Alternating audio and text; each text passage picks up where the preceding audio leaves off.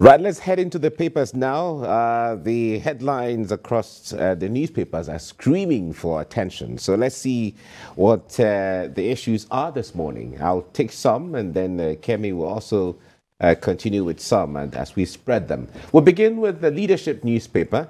Leadership says, Muslim ticket, recipe for more crisis.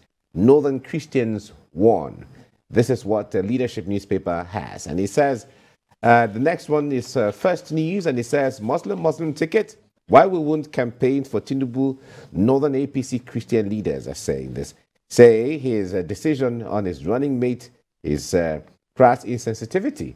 That is what the First News has. Excuse me. And then let's move to this Nigeria. Osun Guba election, the battle line, Tinubu hits PDP Labour Party at APC rally. All right, you see this on the front page of this Nigeria. Right, let's move now to the Nation newspaper. Nation says, re-election, Osun stands still for Governor Oyetola. That's what the Nation newspaper has. And from there, let's go to News Direct. It says, Osun 2022 will return to celebrate Oyetola's victory. That's credited to Tinubu there. News Direct, okay? That's what News Direct has. We'll return to celebrate Oyetola's victory. That's credited to Tinubu there. Oyetola has brought purpose to governance. APC governors, party leaders are saying this. We're not taking any chances. APC National Chairman Adamu is saying that. All right. Blueprint newspaper is next. And he says, INEC warns on vote buying, insists on Electoral Offences Commission Tribunal. Okay. That's for the Osun July 16 governorship election, which is coming up this Saturday. Now let's go to you can go ahead. All right, now. For the Punch, Mike and Sam, it's talking about police deploying or declaring war on vote buyers, deploy detectives. This ahead of the Osun State governorship election on Saturday. So the rest papers I have with me are towing a slightly different line. The Guardian says travelers groan as summer fares spike 200%, 1 million naira per economy seat.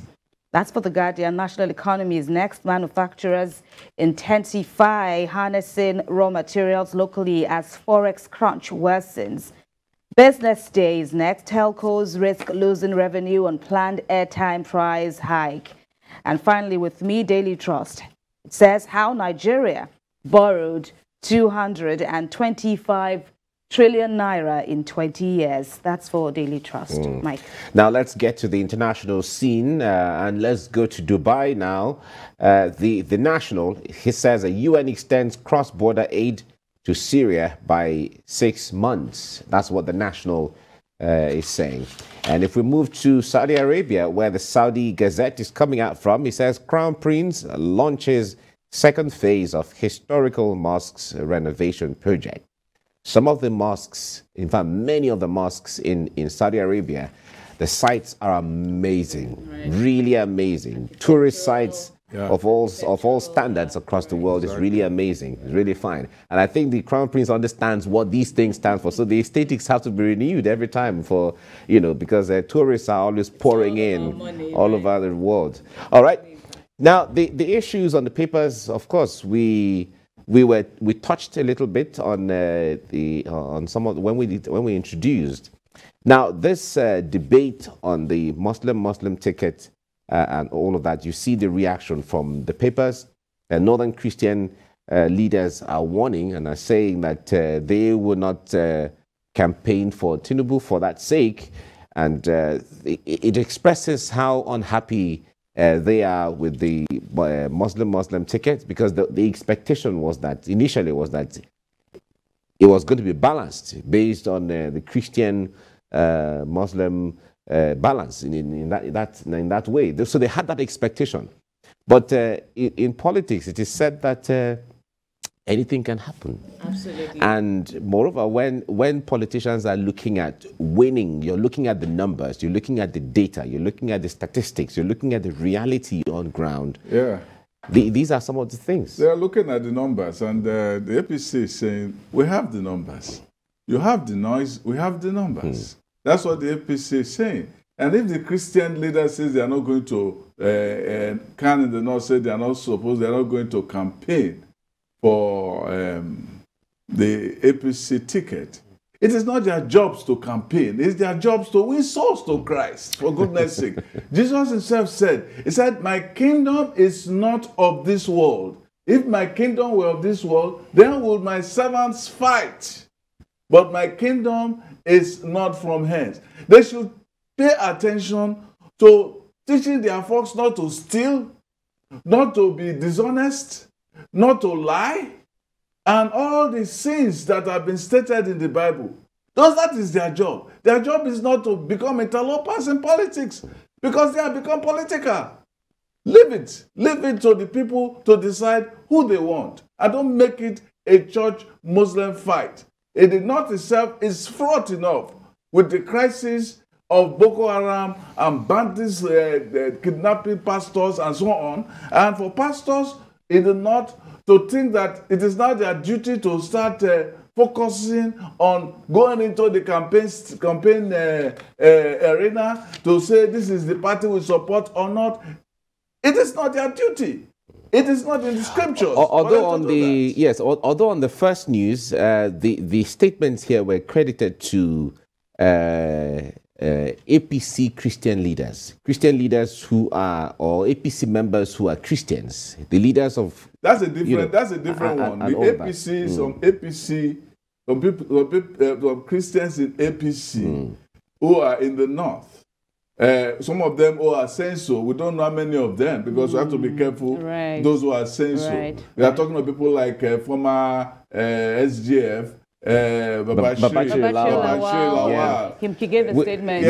He's making a statement. Also, Senator Elisha Abo left Ashwaju's team. Yes, those. The point is, what percentage? What percentage of Northern APC are these people? How much influence do they have in Northern APC? We should put all of this in context. It's the media that is trying to play all of these things up. They are fringe personalities, even in the sweepstakes of Northern politics in Nigeria. I was getting to the point. The Osun campaign, we saw them yesterday.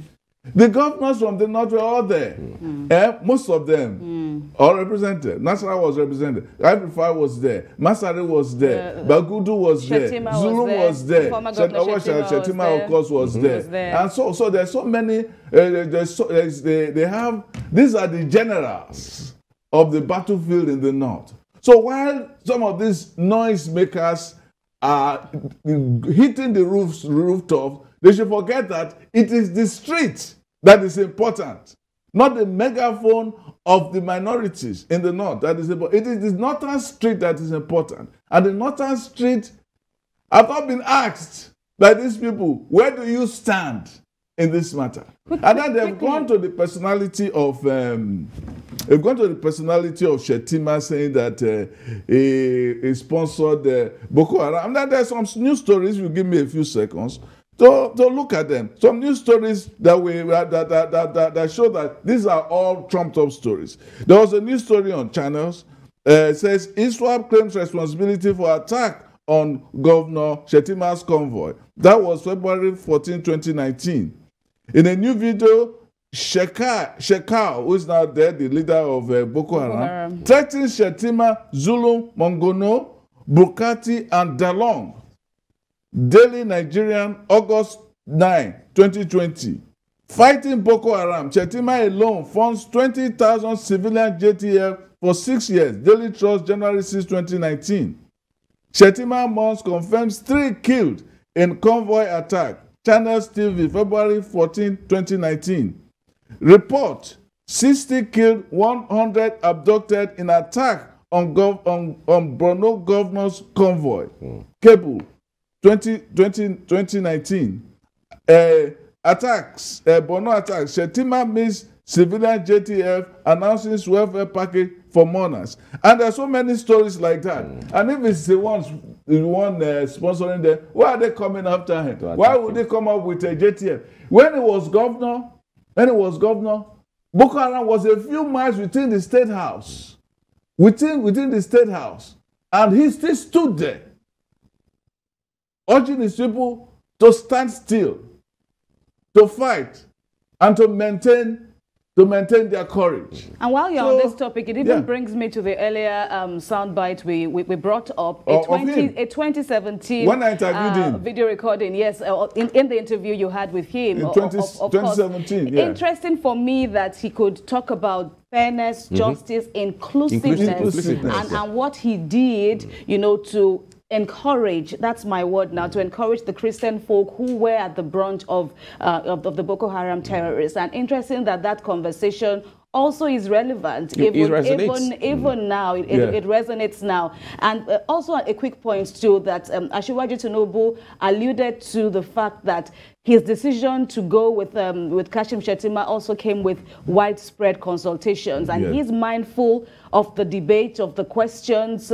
from the Christian folk and the Muslim folk. And he also added, we've said that again yesterday, that he knows that this may continue to be, there will be questions about the faith of Mr. Shettima, but then he stuck to his guns that it's all about national interest weighing these sentiments. You also said a point I want to just quickly mention, the fact that, okay, though Sam is talking about the Christian clerics talking, but we should also add that Muslim clerics have also, you know, commented, some saying that it shouldn't have been the Muslim thing. And we've also seen political analysts also coming out to say they don't agree with this Tinubu Shettima ticket. But then it's a party decision now, and they've concluded on what they want to do. But of course, like I would always like to toe the line of reconciliation and dialogue.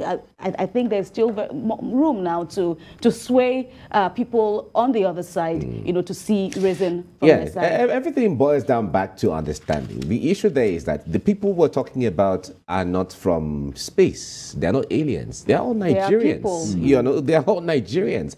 We're looking forward to a situation where it shouldn't matter if the presidential candidate and the vice presidential candidates are women. It shouldn't matter if both of them are Christians. It shouldn't matter if both of them are Muslims. It shouldn't matter if both of them are from the north or from the south. Whatever the thing is, we're moving to that level where we should become ideological with the issue. This person you're bringing on board, what is his pedigree? What can he do? What is his capacity? What is her capacity? These are the things we're looking. So if you see what's going on, we're metamorphosing gradually without us knowing. That is what this thing is about. Yes. So the issue there is that let us begin to, you will see at the end of the day, everything will, the election will go, nothing will happen, it will be so peaceful at the end of the day, and then the debate will shift from the Muslim ticket and all of that to the issues of, okay, what they didn't do in governance. What people need, answers people need. So that's the thing.